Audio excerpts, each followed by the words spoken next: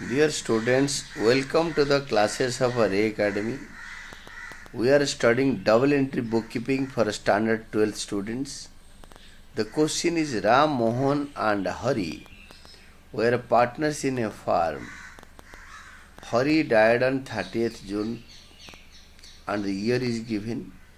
His share of profit from the close of the last accounting year till the date of death was to be calculated on the basis of average of the three completed financial years profits before death.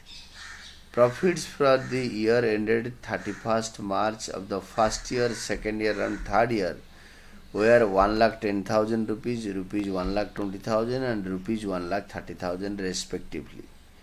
Calculate Hari's share of profit till the date of death and pass necessary journal entry for the same. एक ही entry देंगे profit के लिए. सबसे पहला आपका working note बन गया. Average profit निकालेंगे तो Hari share of profit death. Hari died on 30th September of the current year. 30th June को 30th जून. तो अप्रैल में जून 3 महीने का निकलेगा.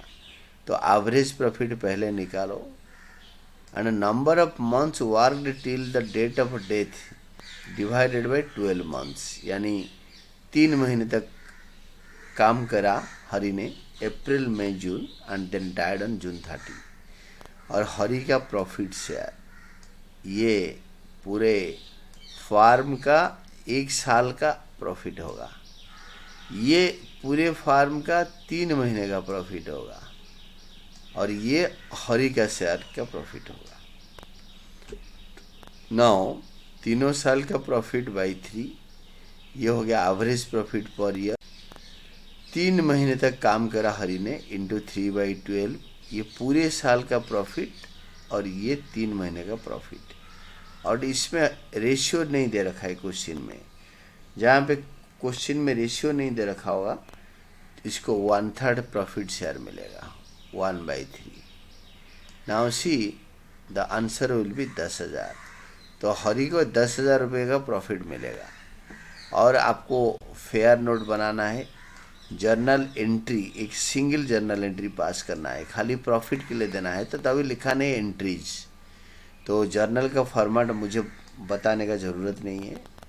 आप जिस लेवल पे हो आपको फॉर्मेट बढ़िया आ रहा होगा.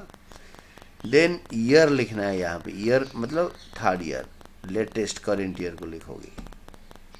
देन 30th जून को डेथ हो गया.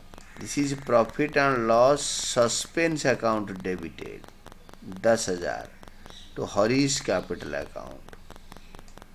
बीइंग यहाँ पे डेबिट क्रेडिट में 10,000 being profit calculated transferred to Harish capital account on the date of his death. जिसी दिन डेथ होता है उसी दिन अकाउंट सेटल करना होता है. तो उसी दिन हमने 10,000 रुपये प्रॉफिट ट्रांसफ़र कर दिया. एंड ये जो 10,000 रुपये प्रॉफिट है और इसको सस्पेंस अकाउंट को क्यों एडजस्ट करा. ये जो आपके इसके अंदर जो सस्पेंस अकाउंट का जो एडजस्टमेंट है क्यों है ना. जब भी प्रॉफिट एंड लॉस अकाउंट बनता कब है and of the business year. तो जबकि अकाउंटिंग ईयर एंड होगा बिजनेस का तभी बनता है. बट अगर बीच में किसी का डेथ हो जाता है कोई आगे पीछे करके डेट कोई भी डेथ कब होगा कुछ पता नहीं होता है.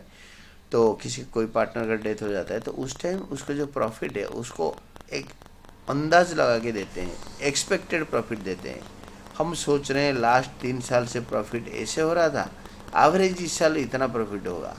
मतलब ये तीनों का एवरेज 1,10,000 1,20,000 1,30,000 बाई 3 ये तीनों का एवरेज होगा 1,20,000. 1,20,000 प्रॉफिट इस साल होगा.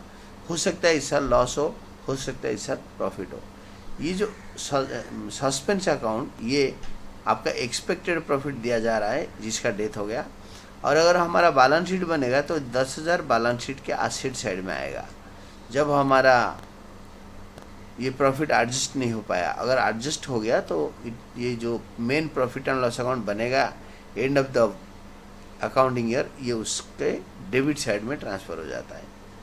तो this is all about and journal को टोटल करो and this is all about your explanation to the question.